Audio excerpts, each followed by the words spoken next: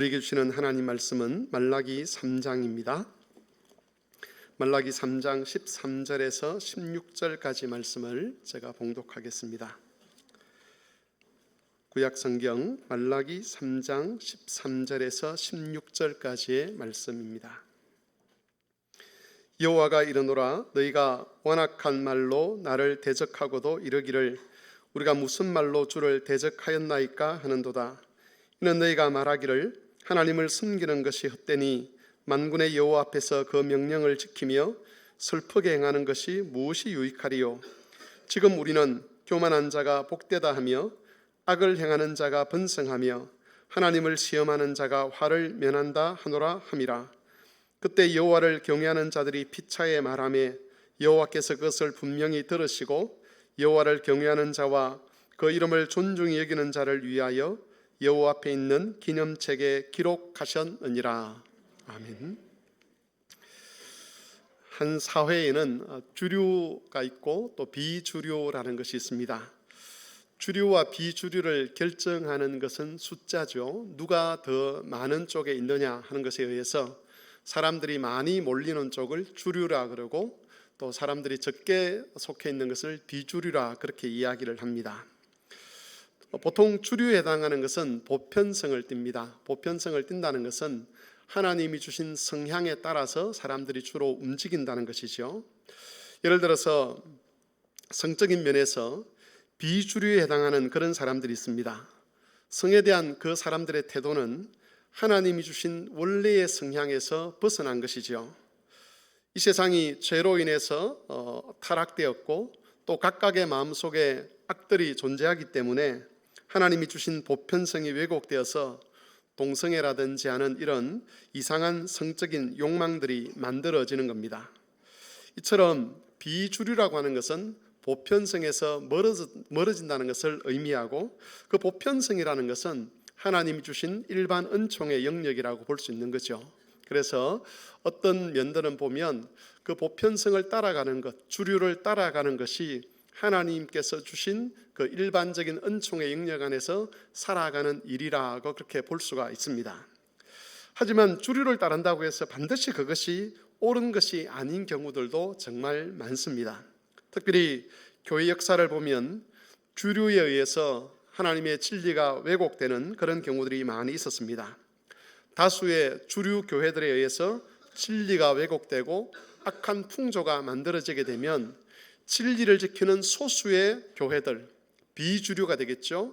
그 비주류의 교회들이 그것 때문에 힘겨운 영적인 싸움을 싸워야 되는 그런 경우들이 있습니다. 그렇기 때문에 다수가 하는 일이라고 해서 그것이 옳다라고 인정해서는 안 되는 것이죠. 옆에 있는 교회가 그렇게 말을 했다, 또는 교단이 그렇게 말을 했다, 이런 것을 가지고 이것은 옳은 것이다라고 말할 수 없다는 겁니다. 우리는 늘 반성적인 작업을 해야 합니다. 이것이 과연 하나님의 뜻에 맞는가 맞지 않는가, 이것을 하나님이 기뻐하시는가 기뻐하시지 않는가에 대한 반성적인 작업을 하고 그 반성적인 작업을 하는 시금석으로서는 하나님의 말씀을 사용해야 합니다. 주변에 있는 교회들이 이렇게 한다, 그래서 그것이 옳은 것이다가 아니라 하나님의 말씀이 이것을 인정하고 하나님의 말씀이 이것을 우리에게 지지한다는 그런 식의 반성적 작업을 통해서 우리는 우리가 선택해야 될 것이 무엇인지, 우리가 어디를 향해 가야 될 것인지를 결정해야 되는 겁니다. 그래야만 교회가 세속화되고 타락하는 것을 막을 수가 있게 되고, 그렇게 교회를 잘 지켜야만 거기에 속한 우리 영혼도 잘 지킬 수가 있는 겁니다. 오늘 본문에도 이스라엘이라는 그 구약 교회 안에 있었던 주류와 비주류에 관한 이야기가 나옵니다. 주류는 다수의 사람들로 구성되어 있는데 이 사람들은 말로 여호와를 대적하는 사람들이었습니다. 말라기가 기록될 이 당시에 구약 교회인 이스라엘, 그 교회 안에 대부분의 사람들은 말로 하나님을 대적하는 사람들의 편에 서 있었다는 것이죠. 그리고 비주류가 있었습니다. 경건한 극소수의 사람들입니다. 정말 손가락으로 헤아릴 수 있는 아주 적은 숫자의 사람들이 있었는데 그 사람들은 이 말로 여호와를 대적하는 자들과는 다른 종류의 말을 하나님 앞에 내뱉는 사람들이었습니다.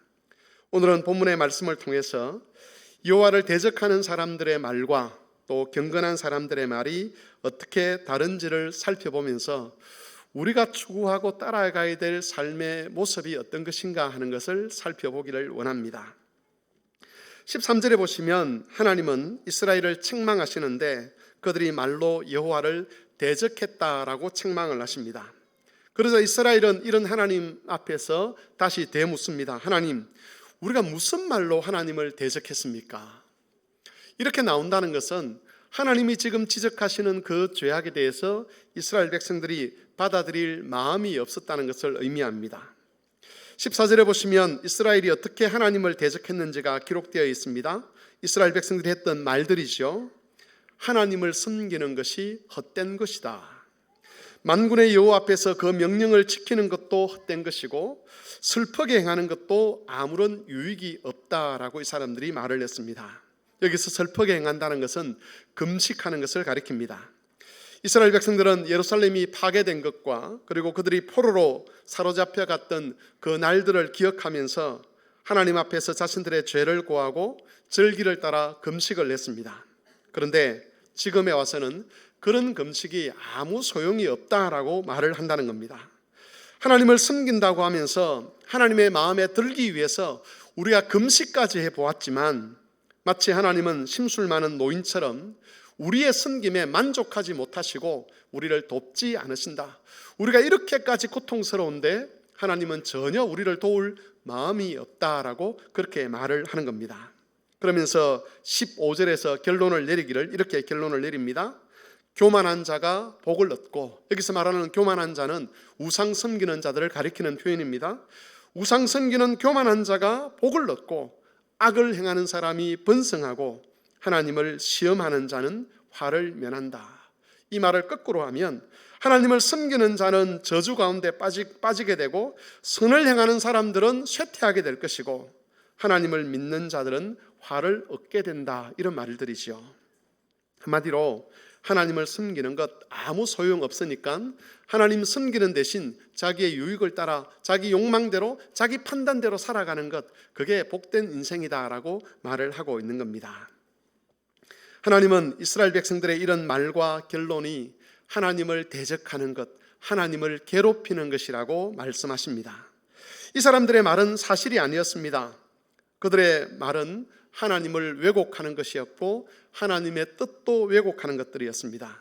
그럼에도 이스라엘 백성들은 서로 이런 악한 말들을 주고받으면서 지금 자신들이 하나님께 불순종하는 것은 자기들이 잘못하는 것이 아니라 하나님이 잘못했던 그 일 때문이라고 그렇게 핑계를 대는 거죠.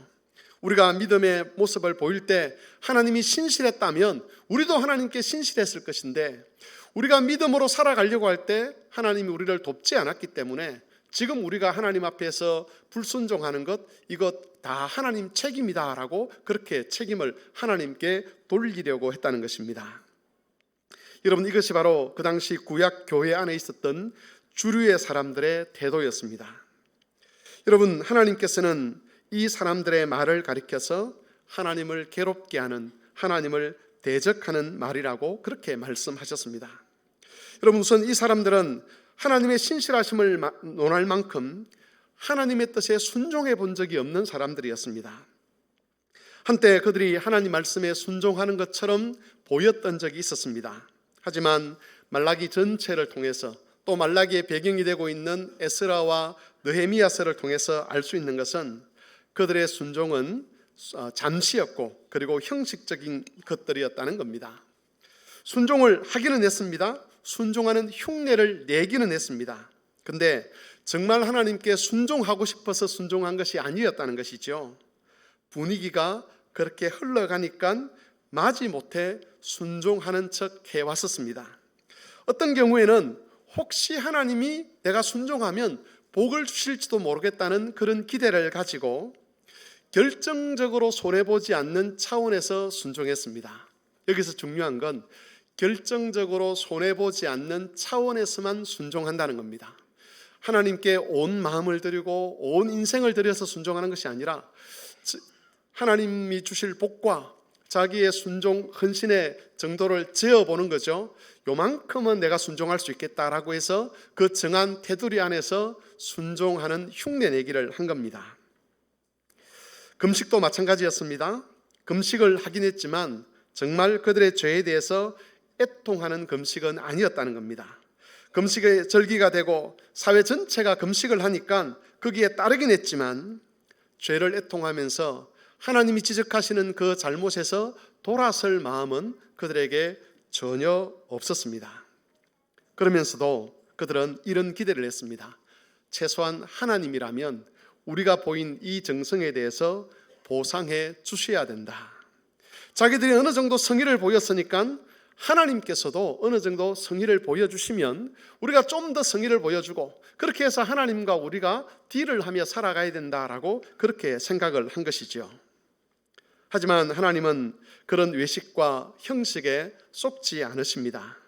그들의 태도는 하나님을 우상 취급하는 것과 다름이 없었습니다. 따라서 하나님을 섬겨도 소용이 없다는 그들의 말은 거짓이었습니다. 정말 온 힘과 온 마음과 온 정성을 다해서 온 생명을 다해서 주의 계명과 규례를 지켜본 적이 없기 때문에 하나님의 뜻에 순종해도 소용이 없다는 그 말 자체가 허상이라는 겁니다. 그들이 당했던 고통은 그들의 죄악 때문이었습니다. 하나님이 불성실해서 그들이 고통당한 것이 아니라 그들 스스로가 하나님 앞에 악을 행하고 이웃에게 악을 행함으로 그런 고통을 자초한 것이지요. 하나님을 대적하는 이스라엘 백성들의 말에서 알 수 있는 또 한 가지 중요한 사실은 그들은 여호와를 대적하는 그 말을 통해서 자기 자신을 속이고 있었다는 겁니다. 여러분, 자신을 속인다는 것이 무슨 뜻인지 아십니까? 자기도 지금 자기 하는 말의 진실 여부를 잘 모른다는 것이지요. 그러면서 그것이 마치 옳은 것인 양 내뱉고 있을 때 자신을 속인다라고 그렇게 이야기를 합니다. 이스라엘 백성들 마음속에는 하나님을 경외하는 마음이 없었습니다. 만일 그들에게 하나님을 경외하는 마음이 진짜 있었다면 고통스러운 일들이 닥칠 때 원망과 불평 대신에 하나님 앞에서 탄식을 했을 겁니다. 이건 제가 조금 이따가 살펴보겠습니다. 불평과 원망을 하는 사람들의 특징은 그 마음속에 하나님을 경외하는 것이 없다는 것이죠.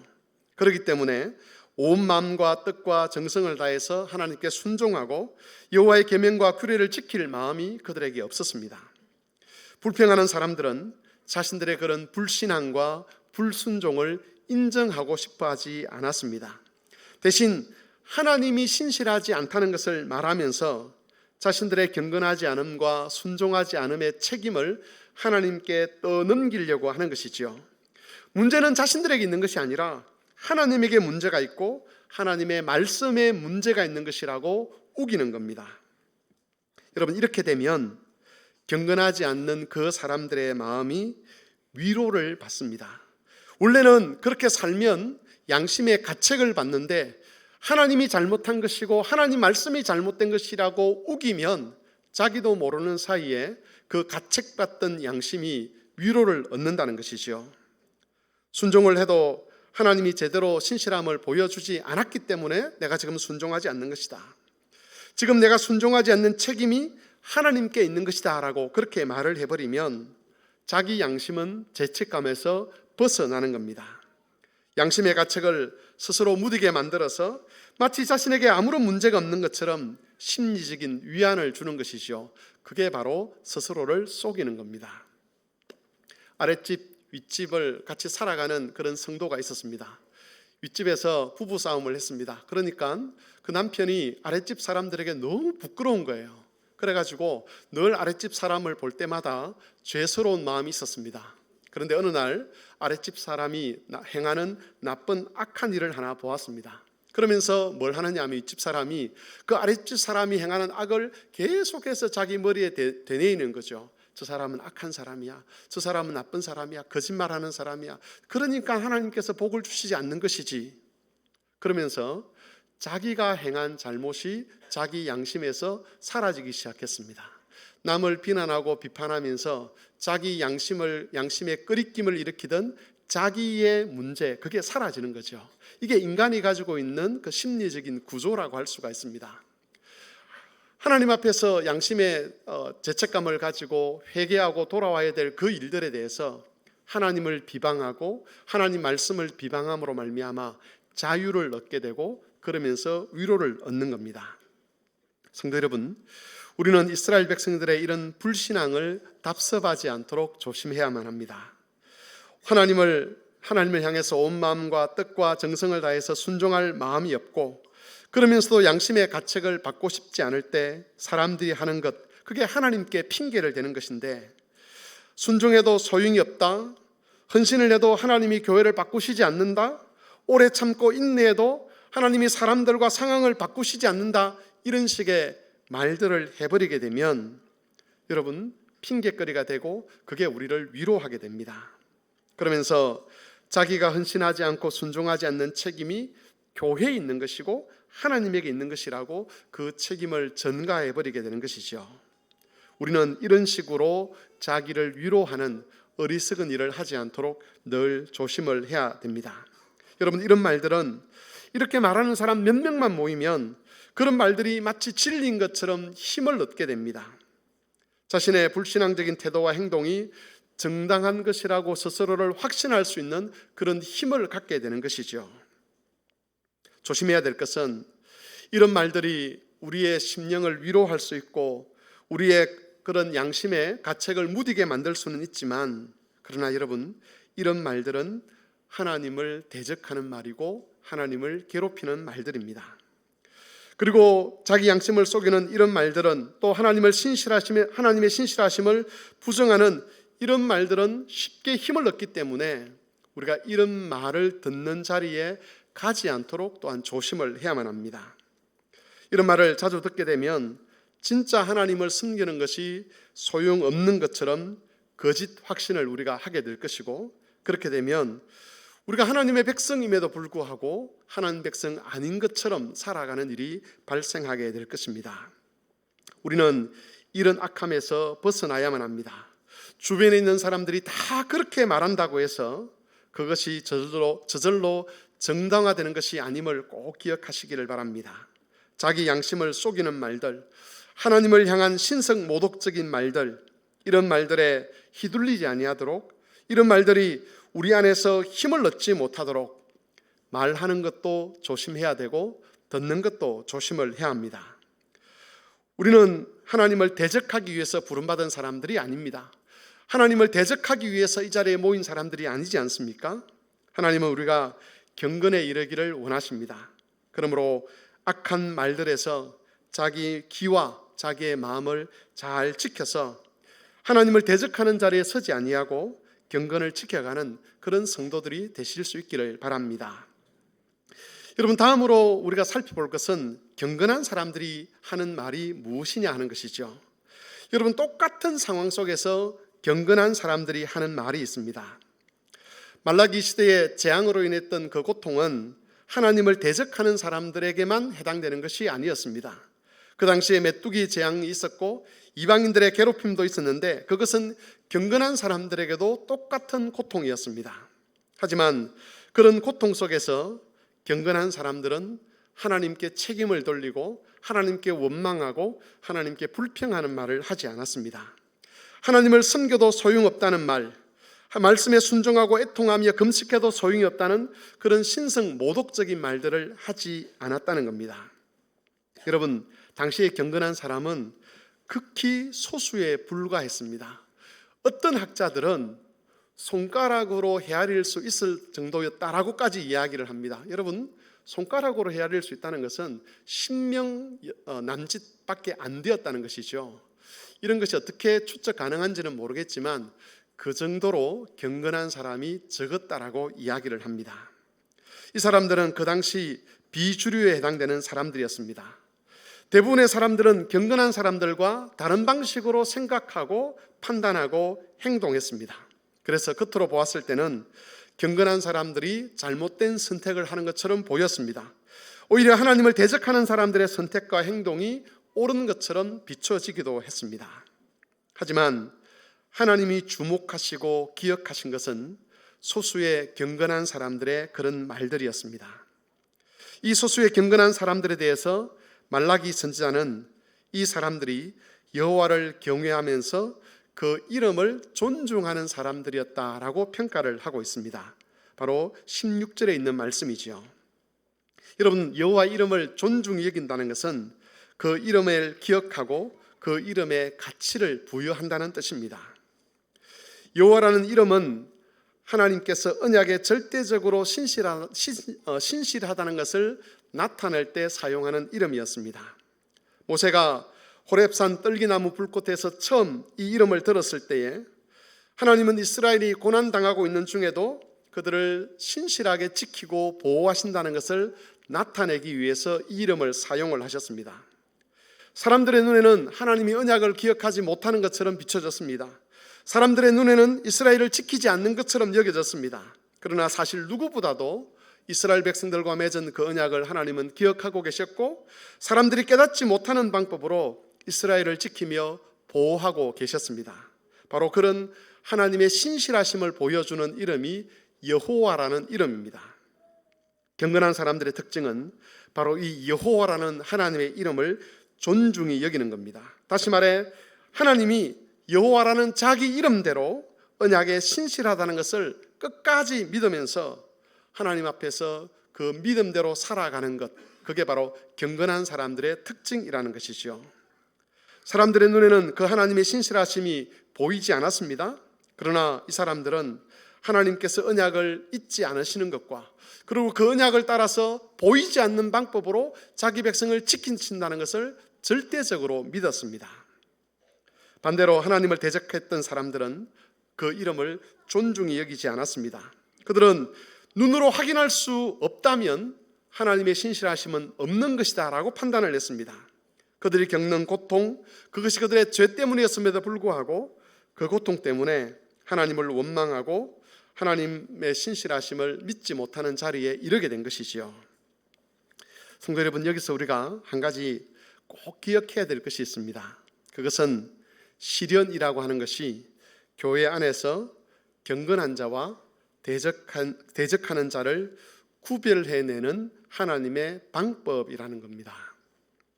구약 교회였던 이스라엘 공동체 안에 진짜 하나님의 백성이 있었습니다. 또 이름만 하나님의 백성인 가짜 백성들도 있었습니다. 겉으로 보면 그 진짜와 가짜가 구별되지 않았습니다. 똑같이 성전에 참여해서 예배를 드리고, 비록 불평하고 원망하긴 했지만 그래도 어쨌든 제사도 드리고, 그들이 안식일마다 모여서 이러저러한 종교적인 행위를 했기 때문에 진짜와 가짜가 구별되지는 않았다는 겁니다. 그런데 그들을 사이를 내었던 것, 그들을 구별시켰던 것이 있었는데 그게 바로 시련이었습니다. 시련이 찾아오면 진짜와 가짜의 정체가 드러나는 것이죠. 하나님을 믿어도 소용이 없다고 말할 수 있을 만한 그런 시련이 닥쳤을 때에 가짜들은 원망과 불평의 말들을 하면서 자기들이 사실은 가짜였음을 스스로 밝힙니다. 그들에게 참 믿음이 없기 때문에 시련을 견뎌낼 만한 힘이 없는 것이죠. 그래서 하나님을 믿어도 소용없다는 말을 쉽게 해버립니다. 헌신하는 것이 아무 유익이 없고 이런저런 일들을 해봐야 아무 소망이 없다는 말들을 퍼뜨리게 되는 것이고, 또 그런 말들에 쉽게 미혹이 되는 겁니다. 하지만 참 믿음의 사람들은 그 시련과 고통 앞에서 끝까지 여호와의 이름을 존중히 여기려고 합니다. 눈에 보이는 그 시련 자체가 아니라 눈에 보이지 않는 하나님의 약속을 더 큰 것으로, 더 놀라운 것으로 믿고 견뎌내는 겁니다. 물론 참 믿음의 사람들도 시험에 들 수가 있습니다. 가짜들이 만들어내는 그런 풍조에 속아서 불신의 말들에 동참하는 경우들도 있습니다. 하지만 그런 와중에 하나님의 진리의 말씀이 선포되고 성령께서 그 마음에 깨달음을 주시면 즉시로 자신의 악함을 회개하고 곧장 하나님의 언약을 믿는 믿음의 자리로 돌아오게 됩니다. 잠시 시험에 들지만 하나님의 부르심이 들리면 언제든지 회개하고 돌아오는 것이죠. 그래서 여러분, 이런 면에서 우리가 어떤 선택을 내리거나 결정을 할 때 항상 조심해야만 합니다. 하나님 앞에서 어떤 태도를 정할 때에, 어떤 말을 할 때에 이것이 과연 내 믿음을 올바로 나타낼 수 있는 것인지 아닌지를 우리가 잘 분별해서 그렇게 행동해야 된다는 것이죠. 우리의 결정과 선택을 통해서 우리가 무엇을 가치 있게 여기는지, 우리가 지금 무엇을 믿고 있는지, 무엇을 소망하고 있는지를 드러낼 수 있어야만 합니다. 헛된 풍조에 속아서 마치 하나님이 없는 사람인 것처럼, 하나님의 약속을 소유하지 못한 사람인 것처럼 그렇게 말하거나 행동해서는 안 된다는 것이죠. 하나님은 시련을 통해서 우리의 믿음이 더 온전해지고, 시련을 통해서 우리가 누구인지를 더 분명히 밝히 드러내고자 하십니다. 그런 시련들 앞에서 무엇을 선택하며 어느 방향을 향해서 나아가야 될지를 우리가 잘 결정해 가야만 하는 겁니다. 여러분, 믿음의 사람들의 말은 불평이나 원망이 아니었습니다. 대신 이 사람들이 하는 말은 탄식입니다.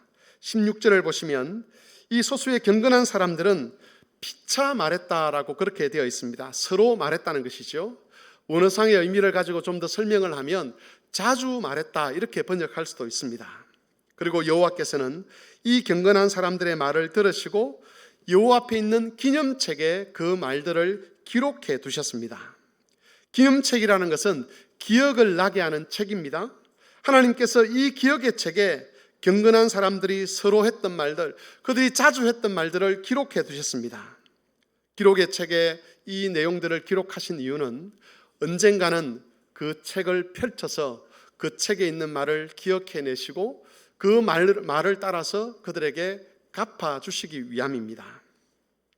여러분, 이것들을 종합해 본다면 이 경건한 자들이 주고받았던 말들은 하나님의 신원하심을 기다리는 그들의 탄식이었다고 그렇게 정리해 볼 수 있습니다. 하나님, 우리가 지금 너무 괴롭습니다. 하나님, 우리가 지금 너무 고통스럽습니다. 하나님, 우리를 도와주십시오. 하나님, 지금 내 고통을 하나님께서 신원해 주십시오라고 하는 그런 탄식의 말들을 하나님께서 기록해 두셨다가 하나님의 때가 되면, 하나님이 정하신 그 때가 되면 그 말들을 하나님께서 기억해내시고 그들이 원했던 대로, 그들이 탄식했던 대로 갚아주시기 위해서 하나님이 이 기념의 책을 말씀하고 있는 것이지요. 여러분, 이런 탄식은 원망과 불평과는 다른 종류의 말들입니다. 원망과 불평에는 믿음이라는 것이 포함되어 있지 않습니다. 하지만 탄식에는 하나님의 약속에 대한 믿음이 포함되어 있습니다. 그들이 당하고 있는 재앙으로 인해서 고통스러운 시간을 보내야 하는 것은 맞았지만 그들은 그 고통에 대해서 하나님이 탄식을 들으시고 갚아주실 것, 보상해 주실 것을 믿었습니다. 여러분, 시편에 보면 이런 탄식들이 많이 기록되어 있습니다. 경건한 자들은 고통 앞에서, 절망스러운 일들 앞에서 하나님 앞에 탄식했습니다. 사실 믿음의 주인이신 예수님께서도 고통 앞에서, 문제 앞에서 탄식을 하셨습니다. 탄식은 고통 속에 있는 성도가 보이는 믿음의 반응입니다. 하나님을 불신하거나 원망하지는 않지만 지금 자신에게 닥친 그 고통 때문에 하나님께 호소하는 것이지요. 그래서 탄식과 함께 따라오는 것이 인내라는 겁니다. 고통을 견디며 하나님께 부르짖는 그 인내가 탄식과 늘 짝을 이루며 가는 겁니다. 여러분, 사람들의 눈에는 이런 탄식이 아무 소용이 없는 것처럼 보입니다. 당장에, 그리고 빠른 시일 안에 그 고통이 사라지지 않으면 탄식하는 것 자체가 의미가 없다라고 생각을 하는 것이죠. 하지만 오늘 본문에서 우리가 알 수 있듯이 탄식은 헛된 일이 아닙니다. 왜냐하면 하나님께서 경건한 사람들의 이 탄식을 기억의 책에 기록해 두시기 때문입니다. 시련 앞에서 절망하지 아니하고, 시련 앞에서 하나님을 대적하는 말들을 내뱉지 아니하고 탄식하며 하나님의 도우심을 구했던 그 순간순간들을 하나님께서 기록의 책에 기록해 두셨다가 하나님의 때에 그 모든 것을 펼쳐서 다시 다 보상해 주실 것이기 때문에, 갚아 주실 것이기 때문에 탄식은 영광을 위한 과정이라고 그렇게 말을 할 수가 있는 겁니다. 여러분, 세상은 또 하나님을 대적하는 사람들은 탄식하는 성도들을 비웃고 또 탄식하는 성도들을 조롱합니다. 그래봤자 소용이 없다라고 이야기를 하지만 원망과 불평을 일삼는 사람들은 한 번도 생각하지 않았던 그런 상상할 수 없는 영광스럽고 보배로운 것으로 하나님께서 경건한 자들에게 갚아주시는 겁니다. 성도 여러분, 우리는 이 경건한 사람들과 한 무리가 되어야 합니다. 그 당시나 지금에나 경건한 무리들은 소수에 지나지 않을 겁니다. 그러나 하나님께서 그들을 주목하고 계십니다. 주류는 아니지만 하나님께서 그 사람들에게 주목하시고 그들의 말을 들으시고 그들의 결단과 그들의 행동을 주목해 보시면서 하나님의 기념의 책에 기록하고 계신다는 겁니다. 그러므로 우리도 고통 앞에서, 여러 가지 재앙들 앞에서 원망과 불평이 아니라 탄식하는 자가 되어야 합니다. 여호와 이름을 존중히 여기면서 끝까지 신실하신 하나님을 의지해 가야 한다는 것이지요. 비록 주변에 있는 사람들이 이런 상황에서 원망과 불평을 일삼는다 할지라도 우리는 그런 원망과 불평에 동요되거나 휩쓸리지 않도록 조심을 해야만 합니다. 경건한 사람들의 탄식을 들으시고 그것을 기억의 책에 기록하시는 하나님을 믿으면서 인내할 때에 우리의 날들은, 우리의 과정들은, 우리의 고통들은, 우리의 시련들은 영광을 향한 과정이 되어서 뒷날 우리가 이 모든 것들을 돌아볼 때에 하나님 앞에서 감사하는 그런 날들이 될 수 있다는 것이지요. 주 안에서 사랑하는 성막교회 여러분, 성막교회 성도 여러분, 우리가 이런 믿음으로 살아갔으면 좋겠습니다. 연세가 드시니까 팔다리도 저리 오시고 무릎도 아프시고 허리도 아프시고 이런저런 병도 생겨나고 내 인생이 왜 이렇게 되었는가 싶은 그런 생각들이 많이 드시지요. 죄가 가져오는 고통이지요. 우리가 살아가면서 나이가 들면서 당하는 이런 고통들 앞에서 원망할 수 있습니다. 하나님 앞에 불평할 수 있습니다. 그런데 하나님께서는 이런 고통들 앞에서도 탄식하기를 원하십니다.